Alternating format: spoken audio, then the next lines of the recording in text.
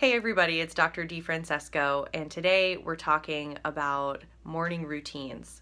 So I'm a big believer in putting on your own oxygen mask first. They tell you that on airplanes, but what they don't tell you is that that applies to everything.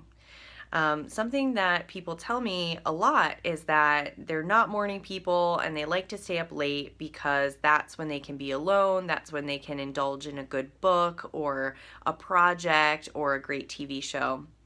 So I want to invite you to flip that and to make mornings all about nourishing yourself and all about your self-care. Because when you take care of yourself, then you have more to offer your friends and your family, your work, and even your passion projects.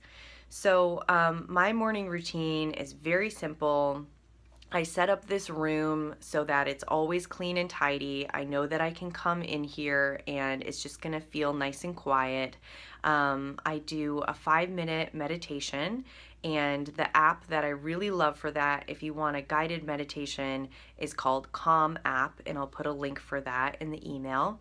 And another one is called Headspace. I like that one as well. You should try both and just see which one you like better. They're both great. And I meditate for 5 minutes. I don't make a big long 20-minute thing out of it. Just 5 minutes, and it helps me get that clarity that I need. And there are research studies out there that show that 2 minutes a day is better than 30 minutes once a week. So it doesn't have to be fancy. It doesn't have to be long. You don't need to become a yogi overnight, but just 2 minutes of meditation is great in the morning. Then the next thing I do is I use my 5-minute journal. So I'll also put a link to that in the email. And the 5-minute journal, you saw, the Happy Secret to Better Work, which is my absolute favorite TED Talk. So the 5-minute journal is based on what Sean Anker talks about in that TED Talk. So it's doing gratitudes, it's what you're excited about for the day, and I actually do that in the morning and in the evening. And I recommend it to all of my patients because we can't control the stress outside of ourselves, but we can control how we feel about it.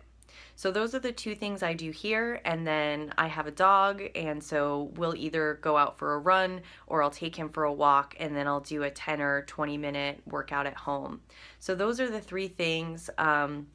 We'll talk more about exercise in another video, but, I highly recommend meditation and then writing in your 5-minute journal, and then just getting your body moving.